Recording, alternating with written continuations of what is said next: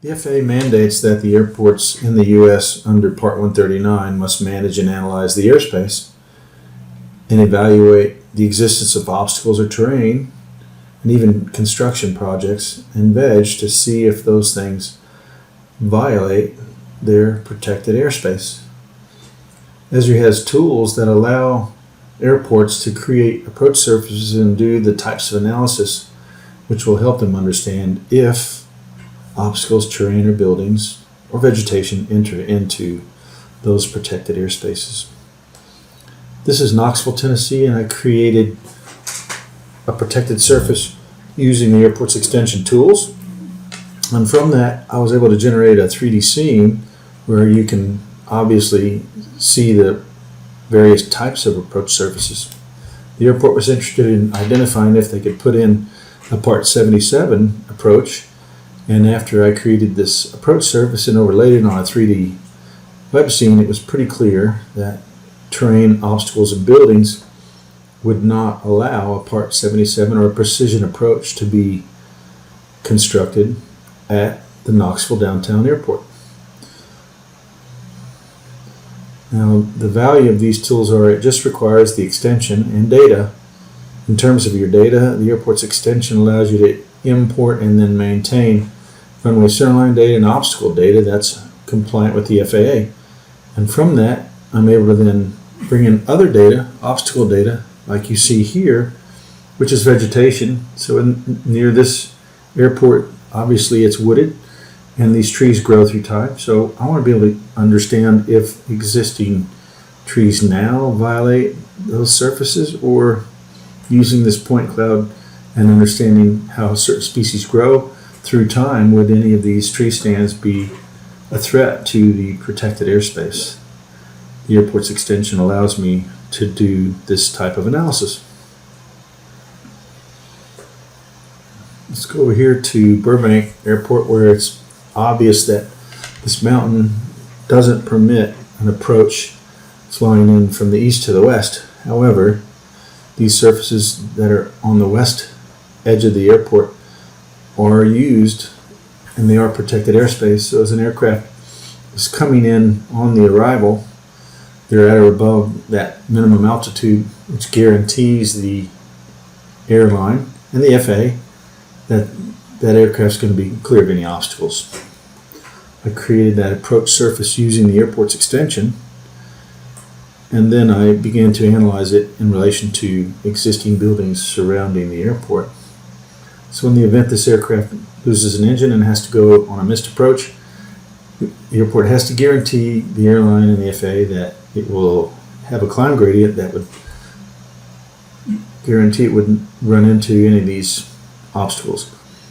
The airport actually flew a drone and then captured the rooftops of facilities on the airport that they own, and these red spheres represent the elevations beyond which those surfaces extend into that protected airspace. So this control tower is that high, and it extends into that protected airspace by 20 meters.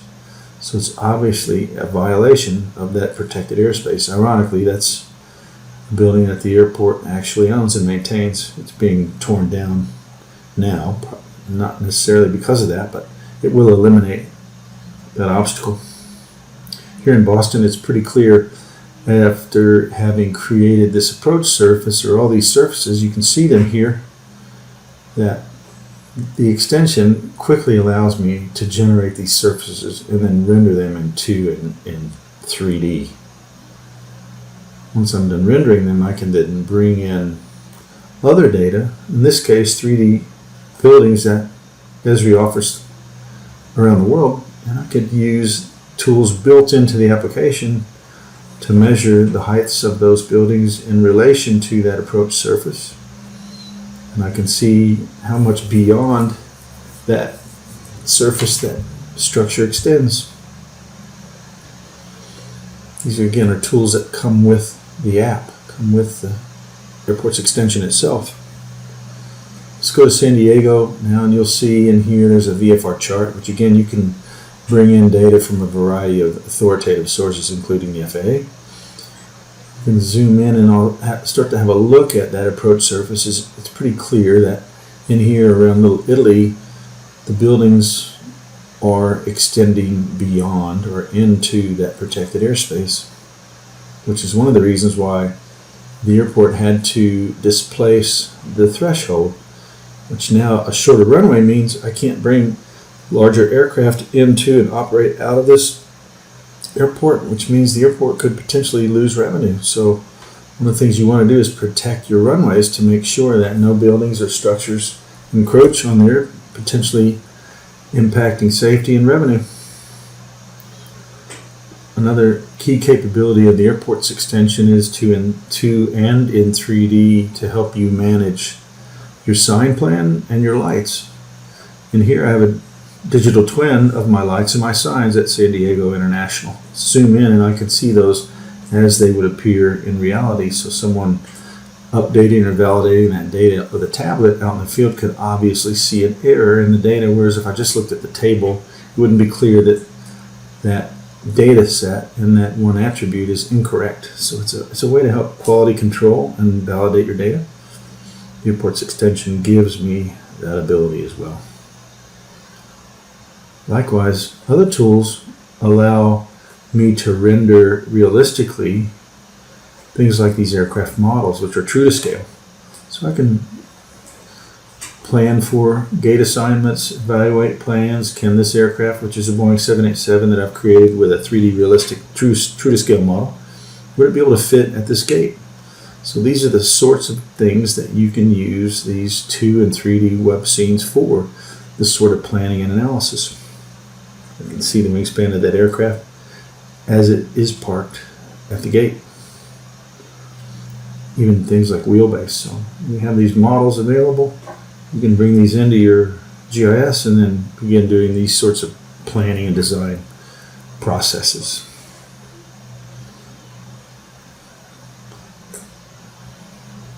Obviously at this gate, this aircraft would not fit, even with the jet bridge moved off and extended as far away from that other gate as possible. You could clearly see that the aircraft with its wingspan would not fit at that gate. So for planning and bringing in realistic BIM and Revit data, you can also enhance your understanding. Houston airports are using this app to share with planners and developers who are vetting potential plans. A developer could use this app and identify a location where they want to build a structure, and then identify if in fact that structure could be built based on overlying airspace.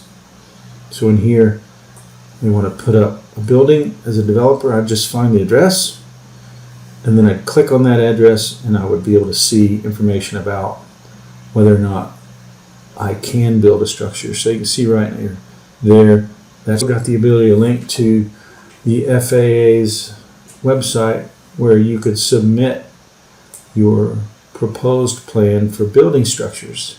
And the interface is interactive, easy to use, and it's hyperlinked directly through the app I just showed you. Let's have a look at another app. This again is San Diego International.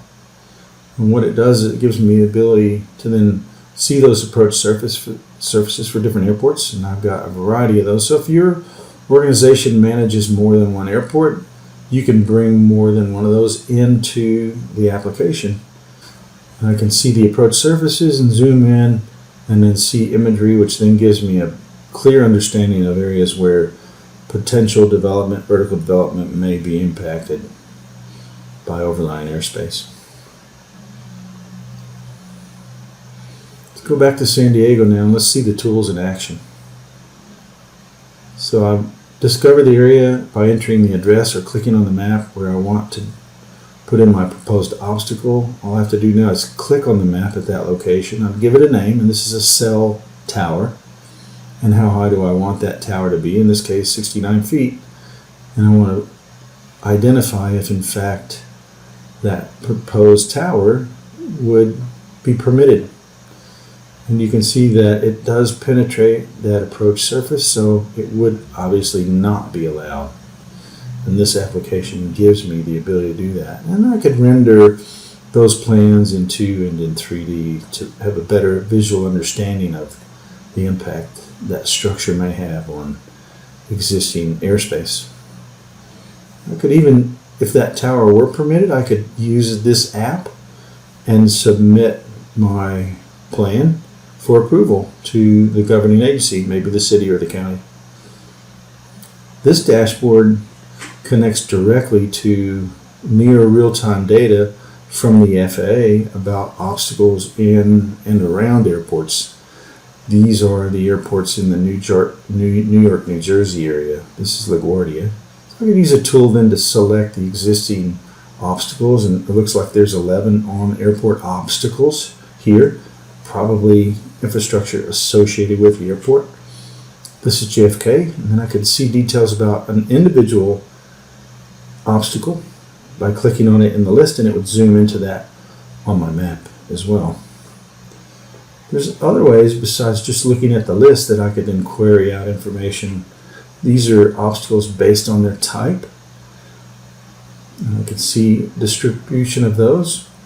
I could also run through these and then filter by their status, for example.